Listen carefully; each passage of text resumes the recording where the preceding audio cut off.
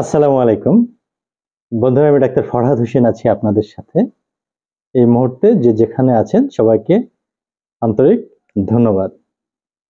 বন্ধুরা, গত ভিডিওতে ইন্টারকোর্সের অর্থাৎ ইন্টিমেট হওয়ার ক্ষেত্রে গুরুত্বপূর্ণ 3টি কৌশল বলেছিলাম এবং বলেছিলাম আরো 3টি কৌশল আছে যে 3টি অ্যাপ্লাই করলে ইন্টারকোর্সের টাইমিং বৃদ্ধি করা সম্ভব।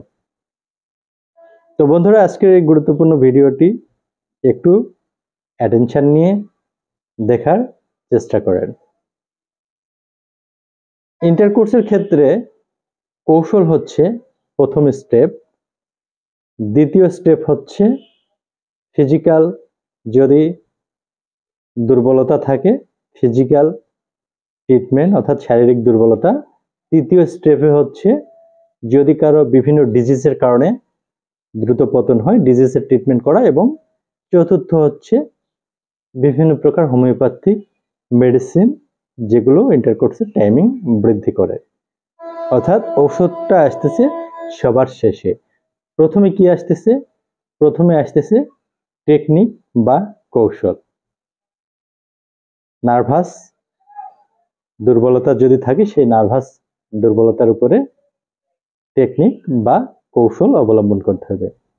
3টি কৌশলে প্রথম কৌশল হচ্ছে যখন আপনি ইন্টারকোর্সে মিলিত হতে গেছেন, ঠিক যে অবস্থায় আপনার বীর্যপাত হতে লাগতেছে সেই সময় নিজেকে নিয়ন্ত্রণ করে এবং পজিশন চেঞ্জ করবে।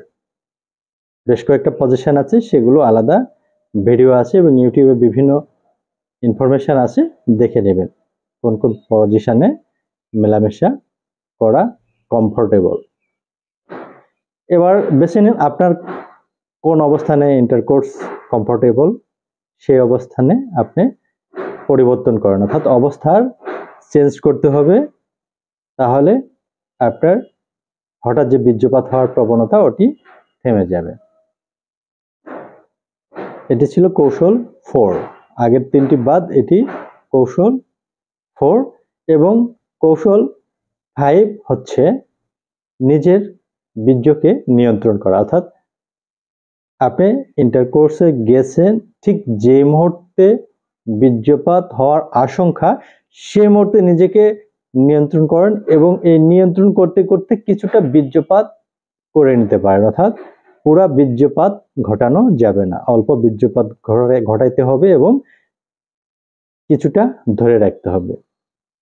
এরপর নিজেকে নিয়ন্ত্রণ করেন, কিছুটা সময় ওয়েট করেন, স্টপওয়াচের মতো থেমে যান, দেন নতুন করে সময় নিয়ে 2-4 মিনিট সময় নিয়ে আবার শুরু করেন। সেকেন্ড টাইম দেখবেন আপনার কিছুটা বীর্যপাত হয়েছে কিন্তু কিছু বীর্য রয়ে গেছে, পেনিস আর নিস্তেজ হবে না, দীর্ঘক্ষণ আপনার ইন্টারকোর্সে টাইমিং পাবেন।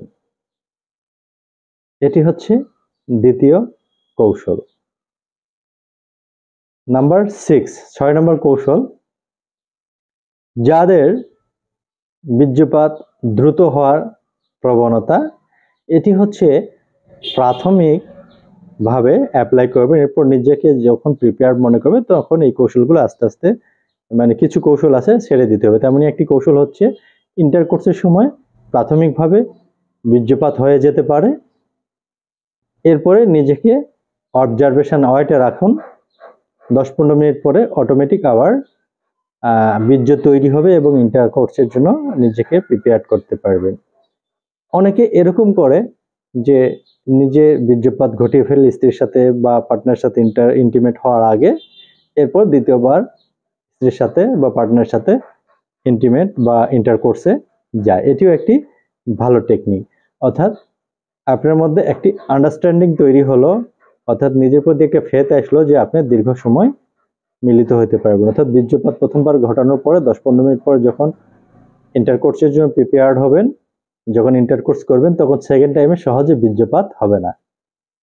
এতে করে আপনার পার্টনারকে আপনি হ্যাপি করতে পারলেন, কিন্তু আপনার একটা ফেথ বা আত্মবিশ্বাস তৈরি হলো যে আপনি নেক্সট টাইমে টাইমিং বৃদ্ধি করতে পারবেন।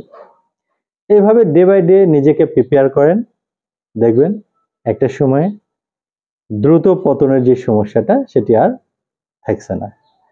এগুলোই হচ্ছে রিয়েল টেকনিক। রিয়েল টেকনিকগুলো অবশ্যই ফলো করবেন। এরপর যদি নিজেকে প্রিপেয়ার করতে কোনো কারণে ফেল হন, you must go your nearest physician. Detail সমস্যাগুলো বলেন, হয়তো অন্য কোনো সমস্যা থাকতে পারে। আজকে এ পর্যন্তই। ভালো থাকবেন, নিরাপদে থাকবেন। আল্লাহ হাফেজ।